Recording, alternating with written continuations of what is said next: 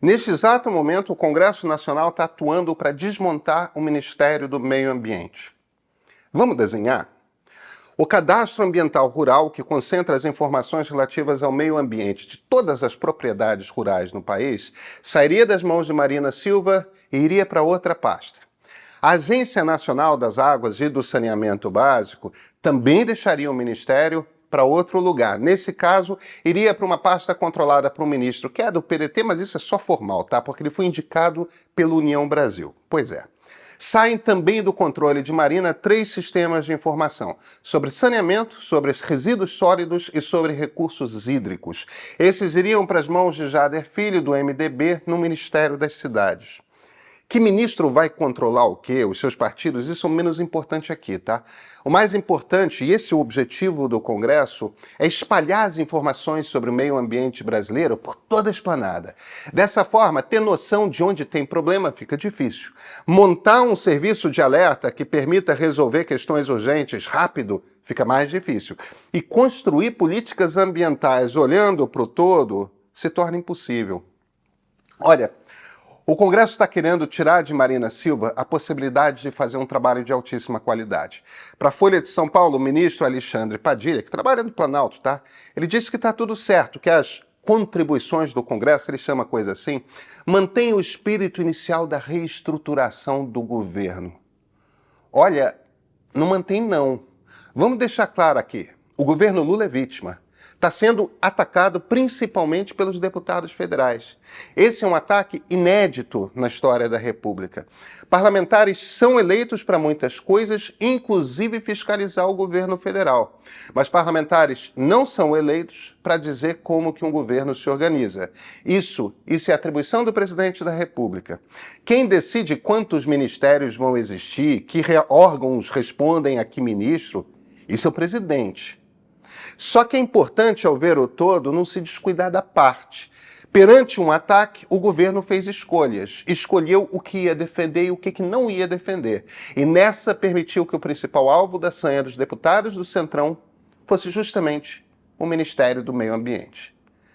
Vamos conversar? Essa a gente precisa, né? Eu sou Pedro Doria, editor do Meio.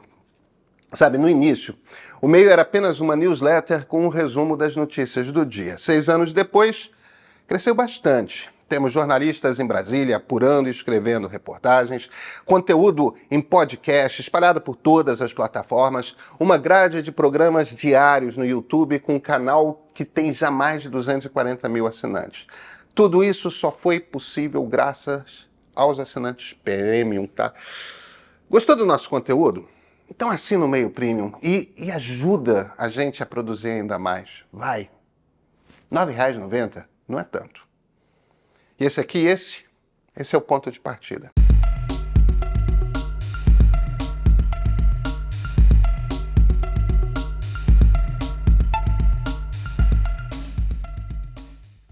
Vamos começar pelo básico.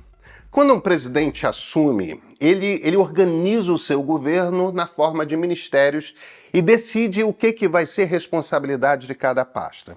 Ele faz isso através de uma medida provisória que em algum momento precisa ser aprovada pelo Congresso Nacional. Desde Fernando Collor de Mello, o primeiro presidente eleito pela Constituição que nós temos, a coisa sempre foi fluida. Os parlamentares têm sim a obrigação de cobrar do governo sobre suas ações. Mas o presidente é eleito para governar, eles não são. O relator dessa medida provisória, a que organiza o governo, é o deputado federal Isnaldo Bulhões, do MDB de Alagoas, um partido da base do governo. Mais do que isso, o MDB de Alagoas tem um ministério, justamente o de Renan Filho. Mas não importa. Ele decidiu que a sua atribuição é redistribuir os órgãos, reorganizar toda a estrutura do governo federal. Sabe o que é pior? O governo não tem força para impedir que Bulhões faça isso. E quem está vendo as mãos de Arthur Lira ao longe manipulando essas mudanças não está vendo demais. Lira controla a Câmara dos Deputados e está abertamente chantageando o governo. Isso é um problemaço a longo prazo e começa a apontar para algo que muita gente não quer ver. Está começando a se desenhar a possibilidade de que Lula, no seu 3º mandato, seja um presidente fraco.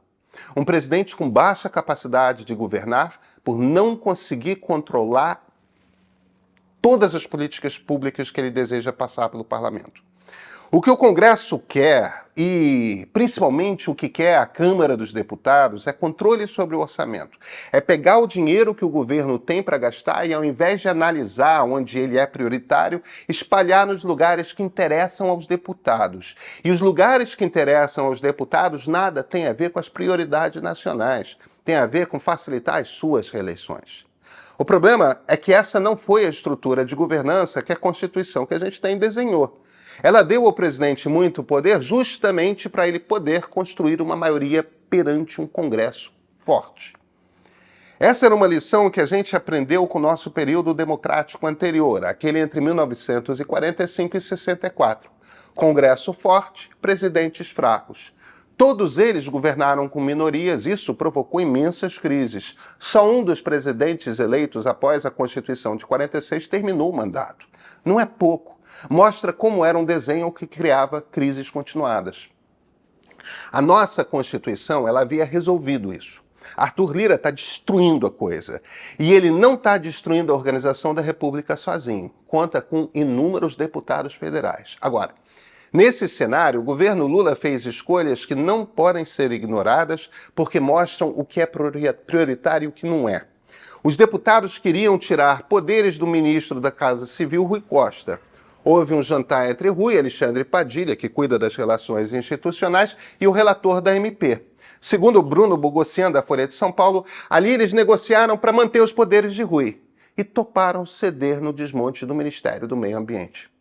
As razões de cada um a gente entende, são distintas. O Centrão, a turma do Lira, tem um pé gigante no mundo ruralista e outro no bolsonarismo. Essa gente quer um Ministério do Meio Ambiente fraco. Se não dá para ter Ricardo Salles de novo, que se tire poder de Marina.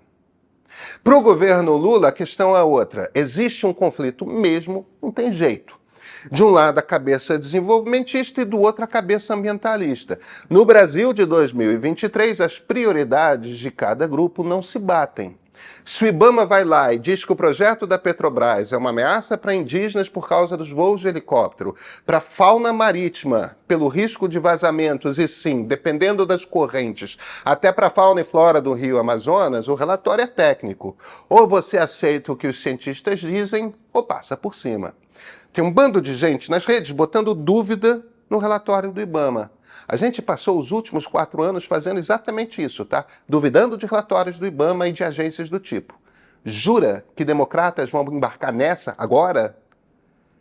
Os desenvolvimentistas, no fim das contas, não falam isso com todas as letras, mas acham mesmo que indígenas e ambientalistas deveriam fazer, sei lá, um sacrifício pelo dinheiro que o petróleo vai trazer. Que importante é isso mesmo, a grana, tudo certo.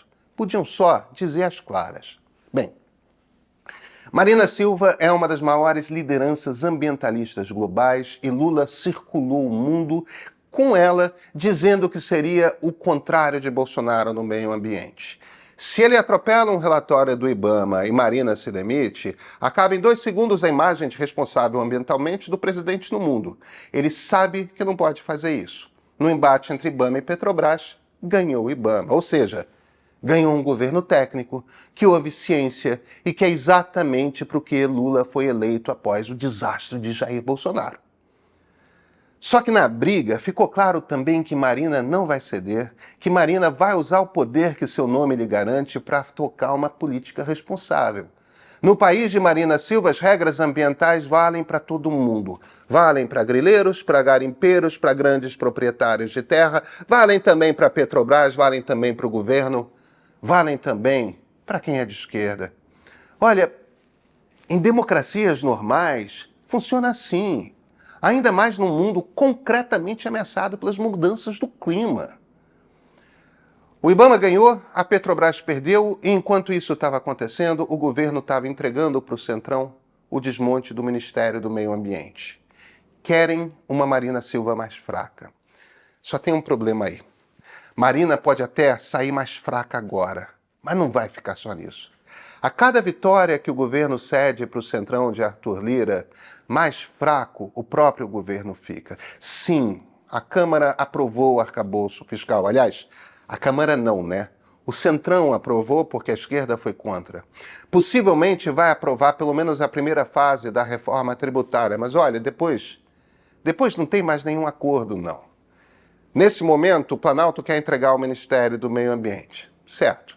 Não é prioridade desse governo. Bem, essa gente que está lá na Câmara não vai se contentar com isso, tá?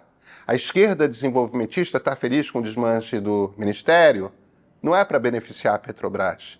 É para beneficiar grileiros, madeireiros, garimpeiros. E não vai ficar só no meio ambiente. Serão ataques cada vez mais intensos da Câmara contra o governo. Isso aí é só o começo.